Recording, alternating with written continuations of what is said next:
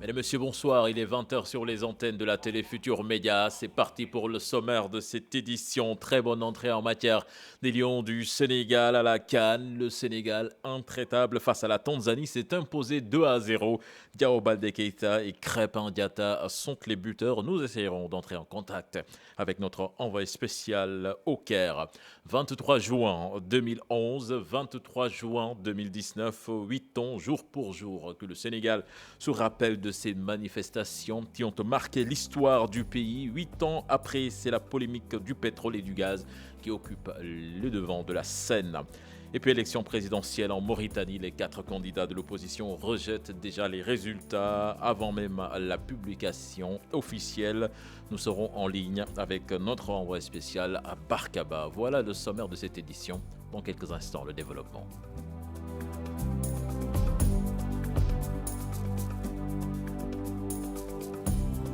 Bienvenue à toutes et à tous.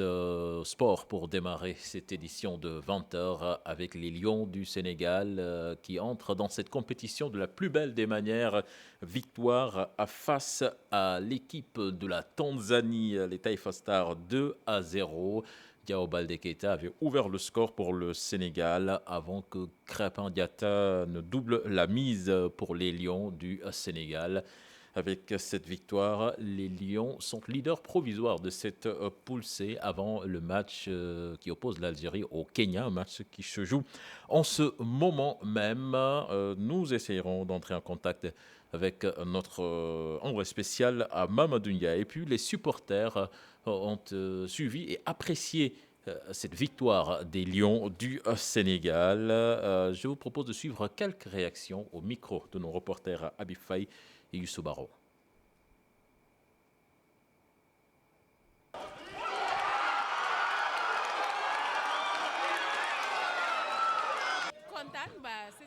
C'était à mon stress quand même avant, mais parce que quand j'ai vu 0-0, un instant magnifique, mais je suis contente quand même. On est sûr de nous-mêmes.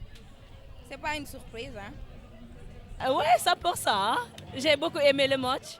Quand même, bonne chance aux Sénégalais. C'est tout. Je suis pas sénégalaise, moi je suis guinéenne. Ouais, c'est la famille. C'est une famille. Et hier, on a joué 2-2 et aujourd'hui, c'est le Sénégal qui joue. Donc, je suis à 100% pour le Sénégal. Premier match, là, on a gagné, on est content. Nendal, Sénégal. On a la meilleure équipe du Sénégal, de l'Afrique. Et là, nous, on supporte le Sénégal à 100%. Et puis, voilà, on ne sait pas. C'était stressant depuis tout à l'heure. Je suis guinéenne, sénégalaise.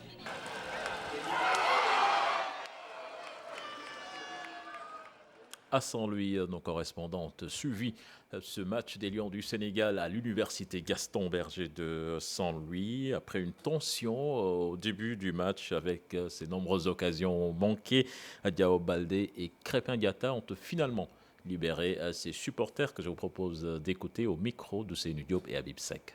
À l'université Gaston Berger, les étudiants jubilent à la 28e minute après le premier but des Sénégalais marqué par Diao Baldé Keita.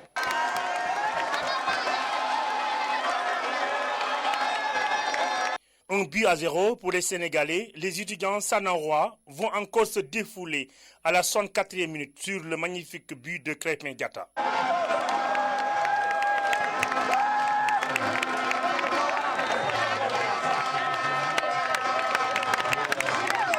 Deux buts à 0 après les 90 minutes de jeu. Les étudiants sont satisfaits de la prestation des joueurs sénégalais. Je suis à l'UFR SJP. Donc, pour revenir sur le match, je pense que ça a été bon dans l'ensemble. L'équipe a très bien joué, mais on aurait dû beaucoup plus faire. Bon, je demande à ce que l'équipe redouble beaucoup plus d'efforts et que le meilleur reste à venir. Les Lions étaient à la hauteur. Bien vrai qu'ils auraient pu marquer plus de buts. Mais voilà, tout compte fait, nous nous en réjouissons de cette victoire-là. Et nous espérons que cela continue comme ça jusqu'à la finale, Inch'Allah.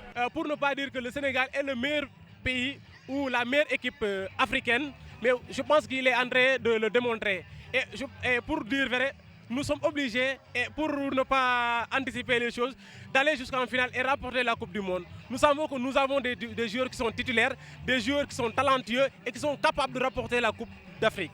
Le Sénégal va jouer son deuxième match le 27 juin prochain contre l'Algérie, un match que les étudiants sanarois attendent avec impatience pour découvrir un nouveau visage des Lions et espérer leur qualification en huitième de finale. Là, nous reviendrons sur cette victoire du Sénégal après cette édition dans le journal de la CAN. Autre aspect de l'actualité, 23 juin 2011, une journée qui a marqué l'histoire du Sénégal. Un peuple déterminé a fait face au régime d'Abdoulaye Wade pour exiger le retrait du projet de réforme constitutionnelle. Des manifestations partout, des blessés et même des morts. Finalement, le projet fut retiré par Abdoulaye Wade. 8 ans déjà, les préoccupations sont tournées ailleurs. La polémique sur le pétrole et le gaz occupe le devant de la scène. Les détails dans cet élément signé Al-Hassan Ba.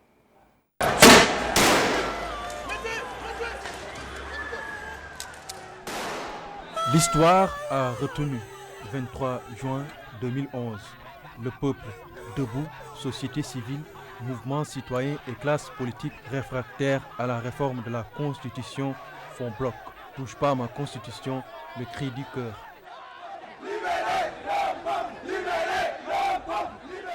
Le ticket présidentiel, la goutte d'eau qui a fait déborder le vase. Cette réforme de la Constitution initiée par le président Wade devait abaisser à 25% le seuil minimum des voix nécessaires au premier tour pour élire un ticket présidentiel comprenant un président et un vice-président.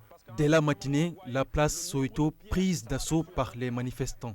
Ambiance tendue aux abords de l'Assemblée nationale comme au sein de l'hémicycle. Je ne le voterai jamais et le peuple ne le votera pas, car à ceux qui le voteront. Des députés hués dès leur arrivée, d'autres accueillis comme des héros, des députés du peuple. Ce peuple qui était prêt à tout pour ne pas voir passer ce projet de loi.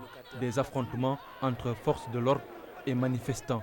Après l'ouverture de la séance, Cheikh Tidiane Sy, ministre de la Justice d'alors, annonce l'introduction des amendements demandés par Wade portant sur les conditions d'éligibilité des tickets lors de l'élection présidentielle. Le principal de ces amendements porte sur le maintien des dispositions de l'article 33 de la Constitution. Le bras de fer se poursuit face à la détermination des manifestants prêts à y laisser leur vie. Le président Abdoulaye Wade décide finalement de retirer le projet de loi. Une victoire du peuple sénégalais gravée dans les annales. Aujourd'hui, 23 juin 2019, les contextes ont changé et les préoccupations sont ailleurs. La transparence sur la gestion de nos ressources naturelles, l'exigence de leur art Lignubok au front.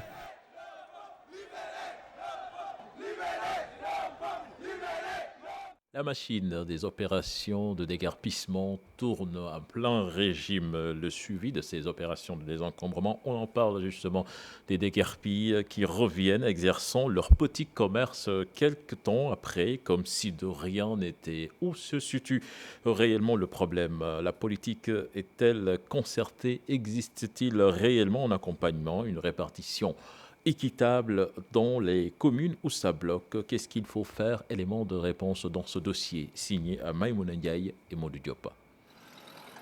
Ouakam, Médina, pour le moment, ces zones respirent après plusieurs opérations de désencombrement. La question que l'on se pose, est-ce que cela va durer longtemps? Ces opérations de désencombrement coûtent cher à la commune et à toutes les communes, hein, parce que c'est des engagements financiers énormes. C'est du matériel lourd qui est loué au jour le jour, hein, et d'autres charges qui sont liées en fait au déroulement des opérations. Ce qui fait que on peut pas, les communes ne peuvent pas du tout continuer s'il n'y a pas d'appui, s'il n'y a pas d'accompagnement des ministères de tutelle. Autre commune, autre réalité. On gère mal ce dossier, ça risque de produire des contre-effets, des contre-productions. On doit, pour chaque commune, créer un comité ad hoc, c'est-à-dire qui est chargé de l'opération, de l'exécution de l'opération et du suivi. J'ai été informé par la presse qui sont dans ma propre commune. Il faut que je leur rappelle qu'on n'est plus dans les communes d'arrondissement. On est dans une commune de plein exercice. On ne peut pas faire n'importe quoi dans ma commune sans parler avec la commune. On a un conseil municipal souverain. Le problème de l'encombrement de la Médina, ce n'est pas l'avenue Blaise Diagne. à part quelques Aoussa et quelques ambulants qui sont vertilènes, on n'a pas de grands problèmes. Autre endroit à désencombrer, ce site occupé par les pileuses à la rue 11 de la Médina. Dans la démarche, ces occupants déplorent. Nous ne sommes pas contre le désencombrement, c'est la manière de le faire qui nous pose problème. Le maire était venu ici avec un groupe de personnes. À la limite, nous pouvons même parler d'intimidation. Il fallait juste qu'il nous explique au moins le procédé. Le maire de la localité tient à préciser ceci. Nous, on n'a rien contre les pileuses parce que les pileuses travaillent sur les trottoirs. Le problème, c'est qu'il y a un encombrement intérieur sur les réserves foncières. Il y a des personnes qui ont créé, n'est-ce pas, des logements de fortune et l'ont loué à des inconnus. C'est ça mon problème. Je dis qu'en réglant ce problème des ambulances, l'encombrement, on peut créer des solutions. Les espaces qui nous restent, pourquoi ne pas l'aménager et recaser les ambulants? À Ouakam, ce problème ne se pose pas. La concertation est mise en avant. Il y a eu des sermons dimanche au niveau de la grande mosquée pour le vendredi, qui ont apprécié et qui ont appelé les gens à collaborer avec la mairie, parce que le maire est en train de recruter, mais il y avait également une équipe de stationnement qui regardait un peu le stationnement et autres, et en tout cas une autre équipe de veille. Ces deux équipes vont se relayer sur le terrain pour assurer le suivi. Ce déguerpi a une autre perception. Nous allons prendre toutes nos responsabilités et dérouler notre plan d'action. Un plan d'action qui doit d'abord se focaliser sur deux axes: le recasement et la reconversion. La solution la plus juste et pérenne, je pense qu'il s'agit de le trouver des endroits plus adéquats et adaptés au type de commerce qu'ils font. Ils ont des métiers, il y a des tailleurs, il y a des chauffeurs, il y a des maçons. C'est parce que leur métier ne va pas, donc ils se versent dans le secteur des marchands ambulants. Et ces gens-là, ils ne demandent qu'à être aidés dans leur métier d'origine. Après cette question, ces municipalités souhaiteraient bien, avec l'appui de l'État, exécuter des programmes sur le désencombrement humain et tous ces bâtiments menaçant ruine. Merci à vous, Maïmouna Dia et Modou Diop. Suite au retard noté dans les travaux de Promoville à Hambourg, les responsables donnent un nouveau délai d'un mois pour la réception. Ils précisent que ce retard est dû aux obstacles des réseaux des concessionnaires qui sont présents dans la ville. Abdourahmane Diallo, Mamadou Gueye pour plus de détails. Les responsables de Promoville avaient promis de livrer les travaux de la première phase de la commune d'Hambourg au mois d'avril dernier. 2 mois après, ils donnent un nouveau délai. Le taux d'avancement des travaux, on peut dire que c'est à 75%. Comme nous sommes en voirie, vous savez que les travaux en ville, c'est des travaux qui sont complexes. Il y a des contraintes qui sont là. Donc c'est en majeure partie, c'est avec les réseaux de concessionnaires. Parce que là où nous intervenons, il y a des présences de réseaux comme les réseaux de la Sonatel, de la Sénélec, de la SDE. Donc ça a été vraiment une difficulté dans l'exécution des travaux. D'ici peu, la phase 2 qui prend en charge plus de 9 km de route sera entamée. Les axes Saly-Niakhal-Mbour et Saly-Carrefour-Mbour seront prioritaires. L'autre phase n'a pas encore démarré. C'est la phase financée par l'État du Sénégal et la Banque islamique de développement. Les études sont en cours. La mairie de Mbour se réjouit et prend l'engagement d'entretenir ces infrastructures. Nous avons signé avec Promoville. La mairie va participer à autour de 5%. D'ailleurs, nous avons commencé depuis. Nous avons commencé à former les équipes qui seront là. D'ailleurs, avec Promoville, nous avions eu un camion neuf qui vient d'arriver avec beaucoup de matériel. Ça, c'est pour l'entretien des routes. Les agents de Promoville et les autorités locales ont visité plus de 5 sites, histoire de pousser les agents sur le terrain à tout faire pour finir les travaux de la première phase de 6 km de route avant le début de l'hivernage. Agriculture à présent, le programme d'appui au programme national d'investissement initie la formation des producteurs agricoles. Les modèles sont axés sur la sécurité, l'entretien, entre autres objectifs, mieux booster la production agricole. Bakary Conté. Ils sont au total 30 bénéficiaires venus des 3 départements de la région de Sédhiou. Ils ont été formés sur 3 modules pour faciliter l'utilisation des tracteurs. La formation s'est déroulée pendant 3 jours. On est là pour faire comment on utilise l'utilisation des machines, et, comment on fait les maintenances journalières et périodiques, et plus la sécurité de la machine, quoi. On a fait 2 jours de pratique avec les bénéficiaires et aujourd'hui on finit par la pratique. Donc c'est une façon de leur montrer un peu comment on fait les travaux du sol avec notre formateur et qu'ils comprennent aussi quels sont les réglages et quelles sont les vitesses qu'il faut utiliser pour le labour. Donc hier et avant-hier, on s'est plus concentré sur les aspects techniques, les aspects mécaniques et les aspects d'entretien et de réparation. Donc aujourd'hui, nous finissons par la pratique et que vous pouvez constater derrière moi les bénéficiaires qui sont en train d'utiliser les tracteurs pour faire le labour. Les bénéficiaires semblent bien comprendre l'utilisation de ces machines. Avant d'allumer le tracteur, tu dois d'abord vérifier la batterie. Tu dois aussi, là où on met des huiles, il faut toujours vérifier si l'huile ne manque pas avant d'allumer le tracteur. Et aussi, les vitesses qu'il faut mettre. Il y a vitesse B2. C'est ce qui est bon pour le labourage.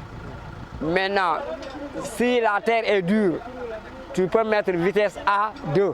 Après le passage du ministre de l'Agriculture à Sédhiou, le PAPSEN multiplie ses initiatives sur le terrain. Avec ses tracteurs, les producteurs de la région promettent de multiplier la production agricole cette année.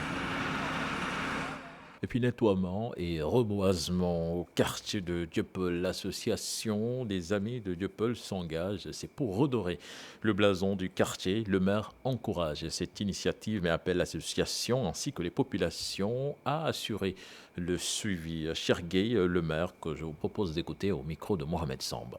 C'est des gestes citoyens qu'il faut saluer. Et c'est pourquoi nous nous sommes associés à eux pour réussir cette journée. C'est dont il est question, et il a dit, c'est le suivi. Il est bon de nettoyer, mais il est encore mieux de préserver l'environnement. Nous lançons un appel solennel à toutes les populations, d'où qu'elles viennent, qu'elles puissent préserver cet environnement. C'est notre environnement à nous tous. Il y va même de notre bien-être.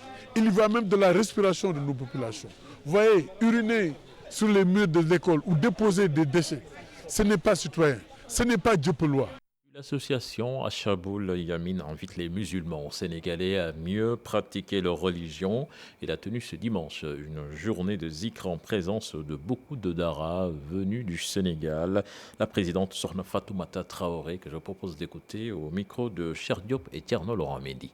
Nous sommes des daras de femmes adultes. La plupart, comme moi, n'ont pas appris peut-être à bas âge le Coran. Donc, qui se rattrape? Parce que vous savez que l'apprentissage, à tout âge, on peut le faire. Donc, du coup, quand Ashaboul Yamin nous a donné cette opportunité de apprendre notre religion, de la parfaire, c'est une journée de zikr, de prière, donc, que nous faisons chaque année. Pas seulement à Dakar, mais dans toutes les régions du Sénégal, il y a des daras de femmes. Il n'y a pas de laïens, il n'y a pas de mourides. Tous les ndongos qui sont là, les élèves, sont de différentes confréries. Donc c'est surtout le Coran et la sunna du prophète sallallahu alayhi wa sallam que nous utilisons dans nos daras. Rien de plus. Et puis la journée internationale olympique célébrée ce 23 juin, une occasion pour le comité de l'Académie nationale olympique d'apprendre aux enfants certaines valeurs comme la paix, la solidarité, entre autres. Cheikh Diop, Thierno Laurent Mendy nous en disent davantage. Ils ont l'air joyeux, ils échangent et profitent de ces ateliers de divertissement. Tous des jeunes qui ont pris part à la journée internationale olympique. Une tribune pour inculquer à ces enfants les valeurs de vivre ensemble. Le mouvement olympique n'est pas en dehors de la société. Nous allons dans le même sens que nos dirigeants, que tous les éducateurs du monde, et nous continuons parce que le mouvement olympique s'attelle à cela depuis sa naissance. Donc nous aussi, nous renforçons, nous voulons porter ces valeurs-là dans tout le pays. Le comité de l'Académie nationale olympique ne se limite pas au sport seulement. Pour lui, ces enfants qui sont l'avenir de demain méritent beaucoup d'attention. Vous voyez les enfants qui sont en train de jouer, qui sont fair play. Je respecte mon adversaire, je suis solidaire, j'aide mon adversaire, je suis fair play dans le jeu. Tu ne peux pas le faire comprendre aux enfants comme on leur inculque la leçon de mathématiques. il faut leur montrer par l'exemple. C'est pour ça qu'on dit l'olympisme est une philosophie de vie. Et on allie le sport aux activités éducatives, aux activités culturelles. L'excellence, l'amitié, la joie et le fair play, 5 valeurs que les enfants comptent appliquer dans leur vie. Les Jeux olympiques, c'est une façon de traiter l'amitié. Donc c'est pourquoi on a eu l'idée de faire des mets, comme si le Sénégal, c'est le pays de la teranga. Donc il faut représenter ces valeurs. C'est pourquoi mon équipe et moi, on veut faire ce dessin-là. Le comité de l'Académie nationale olympique et les acteurs du sport sénégalais comptent sillonner les 14 régions du pays. Ils veulent promouvoir le sport et les valeurs olympiques. Navetan et emploie 500 millions de francs CFA pour 1000 AIC. Avec ce financement de l'ADER, l'ONCAV se lance dans la recherche de solutions face au chômage des jeunes. Plus de détails dans cette correspondance signée Ibrahim Diamé et Faligaya. L'ONCAV matérialise ces 500 millions de financements reçus de l'ADER pour cette première phase. 84 mini-boulangeries, des tricycles et tant d'autres projets sont déjà proposés pour lutter contre le chômage des jeunes au sein des ASC. C'est 100 ASC qui sont bénéficiaires. Il y a 84 mini-boulangeries.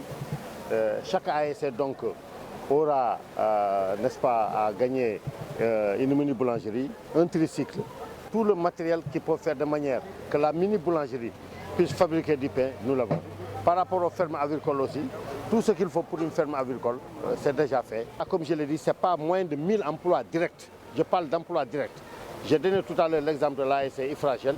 Si Ifragel a une mini-boulangerie, ce n'est pas moins de 7 à 10 personnes qui auront à travailler directement au niveau de la mini-boulangerie. Du point de vue du ministre des Sports Matarba, l'ONCAV est bien dans son rôle et cette initiative vient redorer son image. L'ONCAV a toujours eu droit à un mauvais procès. Aujourd'hui, ils ont démontré que ce n'est pas que le football, ce n'est pas que le théâtre qu'ils savent faire. Ils sont dans l'économie. Ils sont mis au service des pouvoirs publics. La remise du matériel a eu lieu à Gamboul, dans la commune de Tchombi, et cela entre dans le cadre du programme Une ASC en projet des emplois. Et puis la Mauritanie, avant de boucler cette édition, le candidat du pouvoir Mohamed Ould Ghazouani s'est autoproclamé vainqueur de l'élection présidentielle au premier tour. Rappelons que les 4 candidats de l'opposition ont d'ores et déjà rejeté les résultats avant même leur proclamation officielle. Certainement, nous y reviendrons dans nos prochaines éditions avec notre envoyé spécial à Barkaba. Voilà, c'était tout pour ce 20h. Prochain rendez-vous pour l'information, ce sera à 0h avec le tout en images. Quant à moi, je vous retrouve à 22h pour les besoins du journal de la CAN. Au revoir.